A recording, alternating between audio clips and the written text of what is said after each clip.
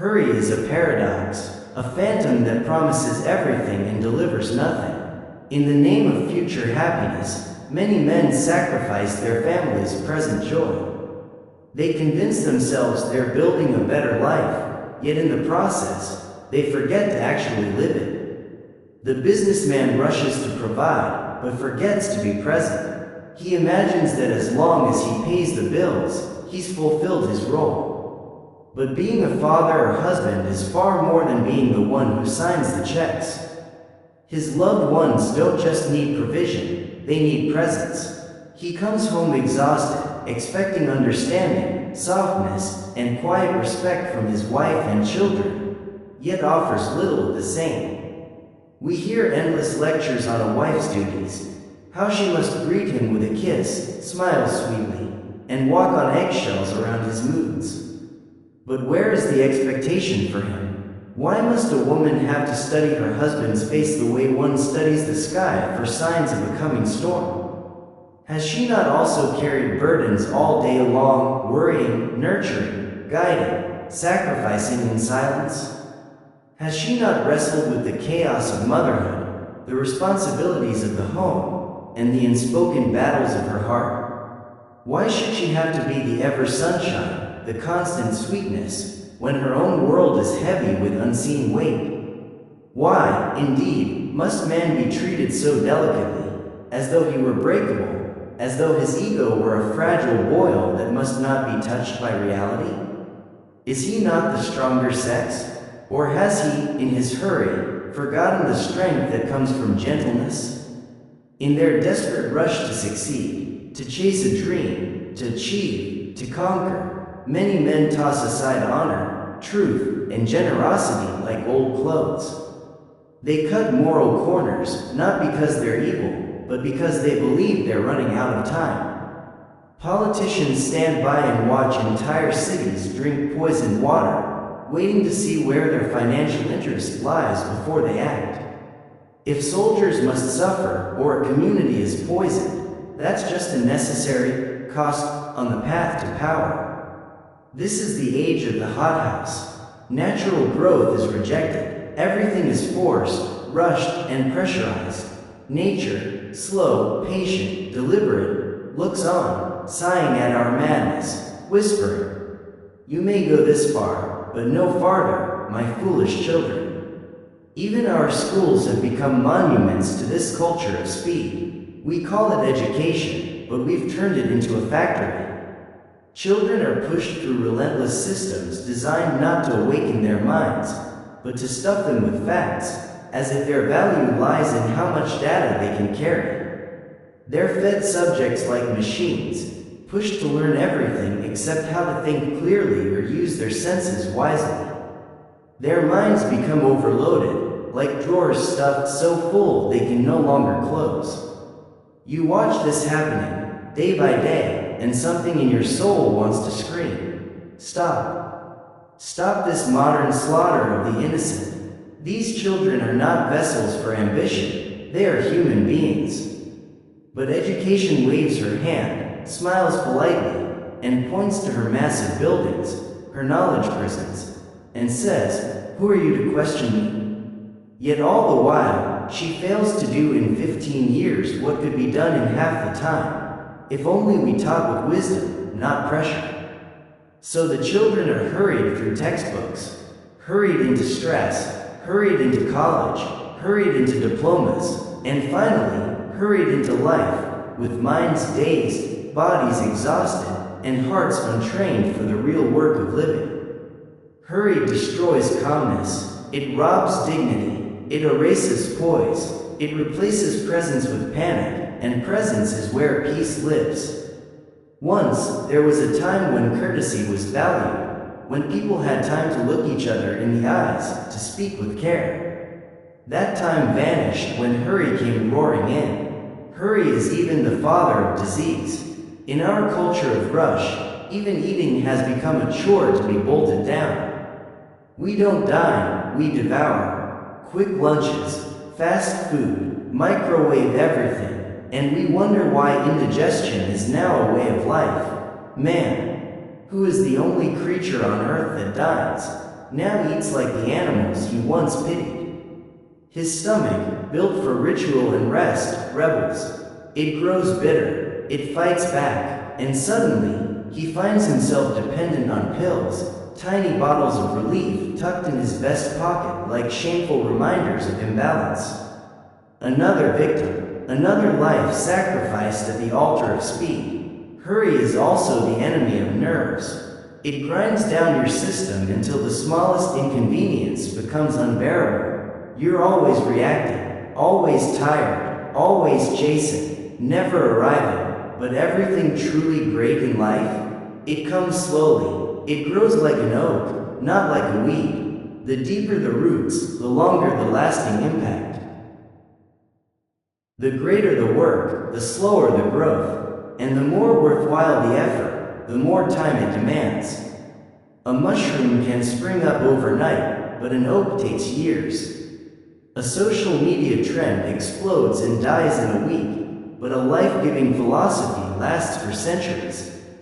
If you know you're on the right path, don't let the noise of the world, or even your closest friends, pull you off course.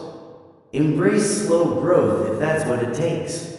Trust that the results will come, just as you trust the long, dark hours of night will eventually give way to morning. Trust that your slow, faithful effort will bear fruit. Stay steady, stay rooted. Let us, as individuals, make a personal vow. Let us banish the word, hurry, from our lives.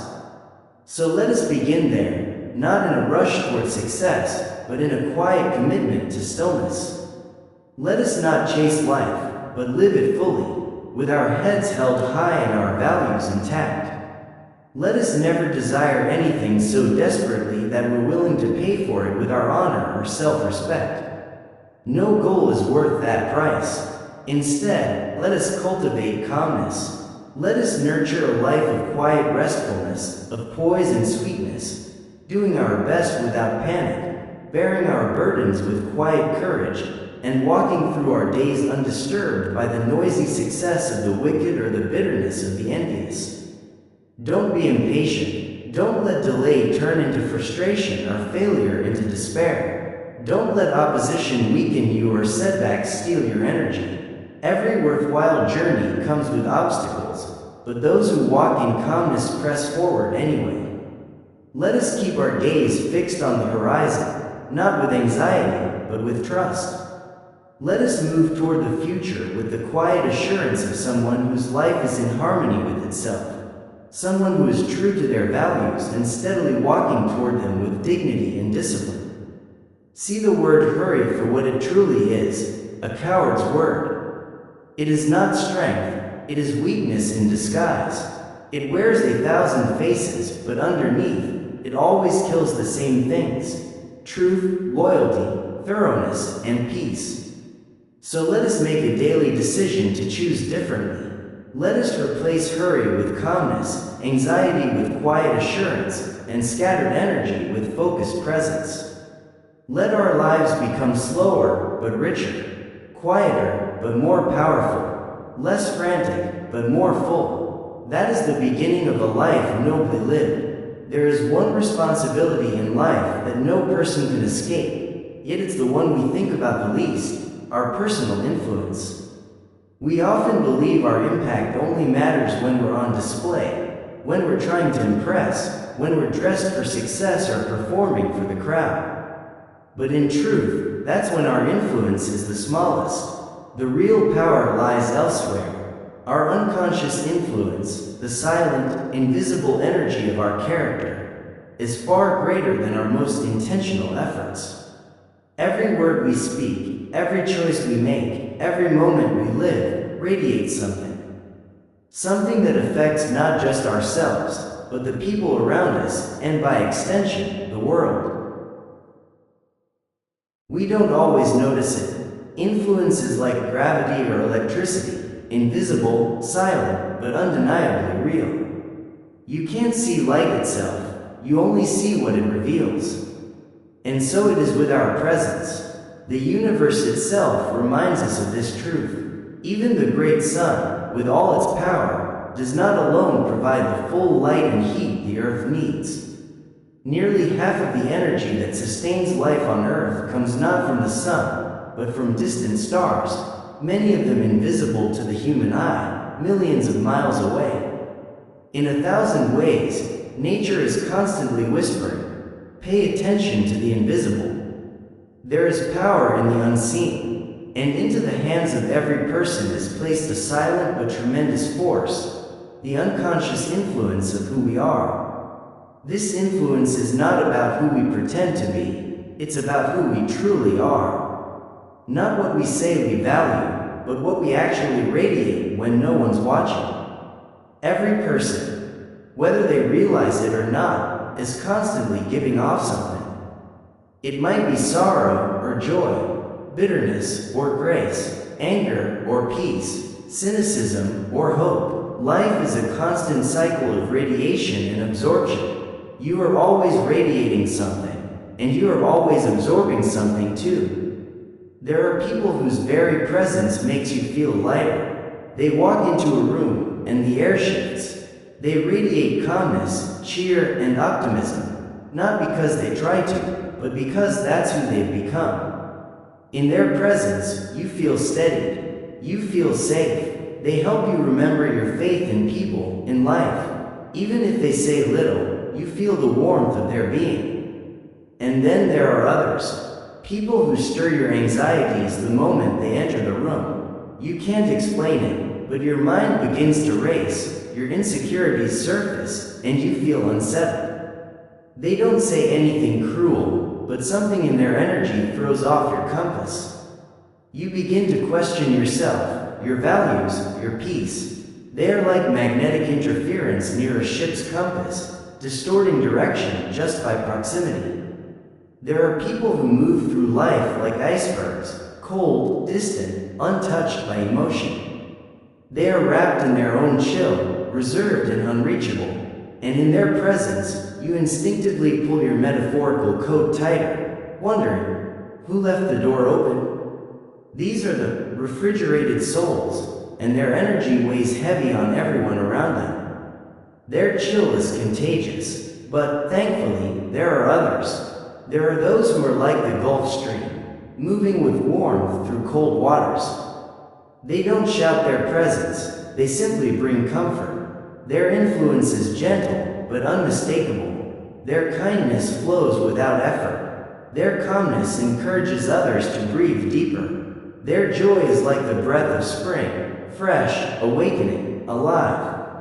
And then there are people who, like a poisonous swamp, make everything feel darker. Their presence casts a shadow.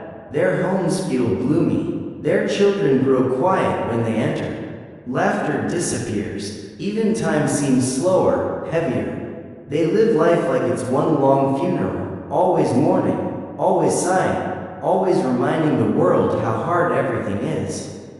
These are not evil people, but their unchecked sorrow becomes a burden to everyone near them. Contrast that with the man who is like the ocean, vast, strong, generous. He refreshes others just by being himself. He brings a tonic energy that inspires, uplifts, and renews. He doesn't preach joy, he lives it. But not all energy is warm, and not all smiles are sincere. There are those who radiate false kindness, who wear smiles only when they need something. Their interest in you appears suddenly, urgently, as if they've just remembered you exist. But deep down, you feel it. The warmth is not real. The kindness is staged. Their influence is not consistent, it's conditional. And you can sense the hollowness beneath it.